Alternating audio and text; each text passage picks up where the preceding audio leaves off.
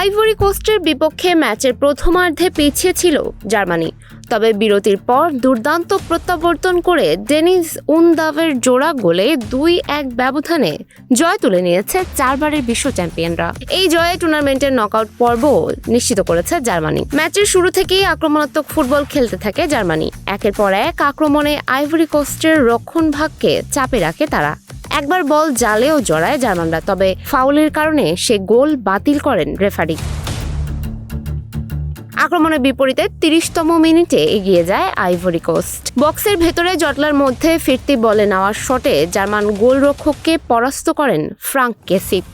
তার গোলে 1-0 ব্যবধানে লিড নেয় আফ্রিকার প্রতিনিধিরা। প্রথমার্ধের শেষ দিকে আবারও বল জালে পাঠায় জার্মানি। কাই হাভারটজ গোল করলেও সেটি বাতিল হয়ে যায়। গোলের আগে আইভরি কোস্টের ডিফেন্ডার ইমানুয়েল আগবাদুর ওপর ফাউলের সিদ্ধান্ত দেন রেফারি। ফলে 1-0 ব্যবধানে বিরতিতে যায় দুই দল। বিরতির পর সমতায় ফেরার লক্ষ্যে আরও আক্রমণাত্মক হয়ে ওঠে জার্মানি। একাধিক সুযোগ তৈরি করলেও আইভরি কোস্টের দৃঢ় রক্ষণভাগ বারবার বাধা হয়ে দাঁড়ায়। অবশেষে 68তম মিনিটে কাঙ্ক্ষিত গোলের দেখা পায় ইউরোপিয়ান দলটি। নাদিম আমিরের নিখুঁত ক্রস থেকে দারুণ ফিনিশিংয়ে জার্মানিকে সমতায় ফেরান ডেনিস উনদাভ। সমতায় ফেরার পর জয়ের জন্য চাপ বাড়াতে থাকে জার্মানি।